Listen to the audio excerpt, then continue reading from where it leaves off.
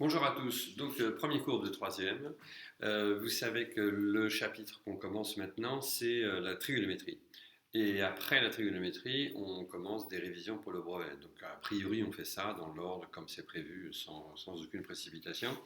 Donc, ce système-là de faire des cours sur YouTube, de faire une chaîne, c'est un truc que j'essaie, que je n'ai jamais fait. Donc, les cours, j'en ai enregistré quelques-uns hier. Donc, ce que j'ai vu, c'est qu'en fait, on fait des cours qui forcément sont très courts. C'est-à-dire, en gros, c'est entre 4 et 8 minutes. Voilà, enfin, je ne dis pas que ça correspond à un cours en entier, mais en tout cas, ça correspond à une séance, à une vidéo. Et pour une raison aussi très simple, c'est que quand j'explique quelque chose, je ne m'arrête pas quand je suis dans une vidéo pour dire est-ce que tout le monde a compris ou pour répondre à d'éventuelles questions. Bien sûr que non. Donc en fait, ça va assez vite. En revanche, vous faites des arrêts sur image, des pauses, je ne sais pas comment dire, vous arrêtez la vidéo. Dès qu'il y a un petit exercice à faire, un petit truc à faire, parce que je vous donne pendant la vidéo des petits exercices, bien sûr qu'à ce moment-là, vous arrêtez, vous faites l'exercice. Moi, je ne vais pas attendre pendant la vidéo. Voilà, vous m'avez compris. Parfait, donc tout va bien. Et on commence donc trigonométrie. Alors, pareil, ça ne va pas être un cours à recopier, parce qu'on ne va pas s'en sortir. Ce n'est pas la meilleure façon de faire si c'est par vidéo. Donc, on commence par des rappels de quatrième. Alors, le premier rappel, la première chose, c'est que la trigonométrie, ça se passe dans un triangle rectangle, exclusivement dans un triangle rectangle. Donc, on commence avec un triangle rectangle qui, comme tous mes dessins, est de toute beauté, on peut le dire. Donc il est très bien, il est très convaincant. Voilà, ici on a un angle droit. Et donc, alors, petit rappel, ce côté-là s'appelle l'hypoténuse, bien sûr. Alors, il n'y a pas de vache ici à l'hypoténuse. Et donc, on s'intéresse, en quatrième, mais je vous fais le rappel, on s'intéresse au cosinus des angles qui ne sont pas l'angle droit dans un triangle rectangle. C'est-à-dire, on va s'intéresser au cosinus de celui-là, au cosinus de celui-là. Vous êtes bien d'accord? Parfait. Et on a une formule qui est alors, cosinus donc de l'angle C, ça va être égal à, vous vous en souvenez, j'espère que oui, vous réfléchissez un peu, vous arrêtez, vous cherchez. Donc c'est adjacent sur l'hypoténuse. Ici, ça va être côté adjacent, donc CB, sur hypoténuse CA. Ça, c'est ce que dit le cours. Voilà. Ça, c'est ce que dit le cours, et c'est ce que vous devez savoir, enfin, c'est ce que vous avez dû savoir en calcul. Bon. Maintenant, simplement, qu'est-ce que ça signifie ça, Donc, l'idée, c'est qu'en fait, vous imaginez bien que si je trace une perpendiculaire ici, on se retrouve avec un nouveau triangle rectangle, deuxième, A', on va dire B'. L'angle est toujours le même.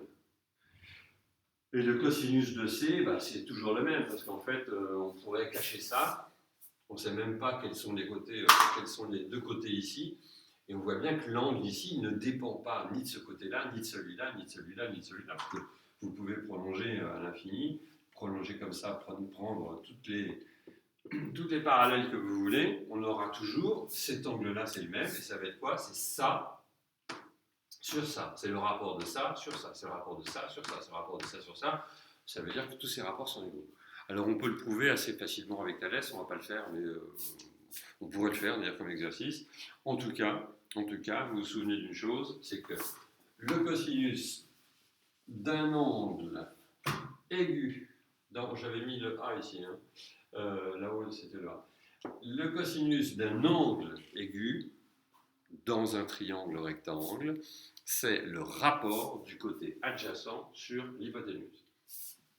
Donc, celui-ci, alors maintenant, parce qu'on va parler de côté adjacent, d'hypoténuse, de côté opposé, tout ça. Alors, je vous fais simplement une petite remarque. Ça, c'est l'hypoténuse, quel que soit l'angle considéré.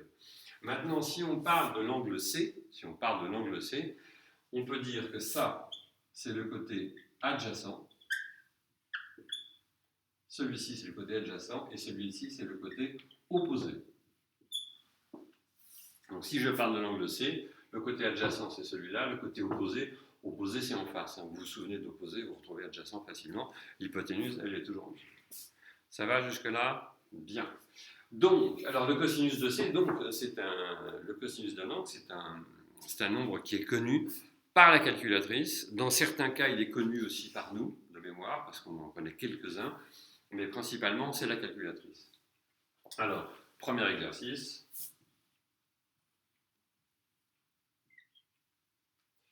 On va changer, on va mettre DEF, parce que j'ai beaucoup d'imagination. Voilà. On va dire que cet angle-là mesure. Il mesure combien cet angle-là d'après vous? On va dire 40 degrés. Au hasard, mais c'est pas grave. Donc ici, on va dire 40 degrés. Ici, on va dire que cette longueur-là, on va l'écrire. DF égale 8, par exemple. On est d'accord?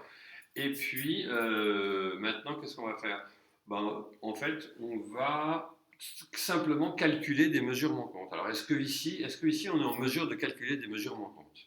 Alors, je connais cet angle-là et je connais celui-là, parce que on est dans un triangle rectangle, toujours. Donc, systématiquement, pensez-y, je connais aussi celui-ci.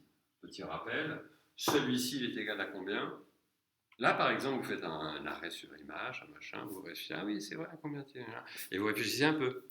C'est simplement, vous ne regardez pas la vidéo comme ça pendant un quart d'heure, ça sert strictement à rien. Donc, d'abord parce qu'elle ne dure pas un quart d'heure, et puis en plus parce qu'il faut que vous soyez actif. Hein, donc vous arrêtez la vidéo, vous réfléchissez, vous répondez à la question. Quelle est la mesure de cet angle-là? Cet angle-là, il mesure, enfin, la mesure de cet angle-là, alors vous savez qu'on écrit ça souvent, en fait on ne devrait pas, mais on va le faire quand même.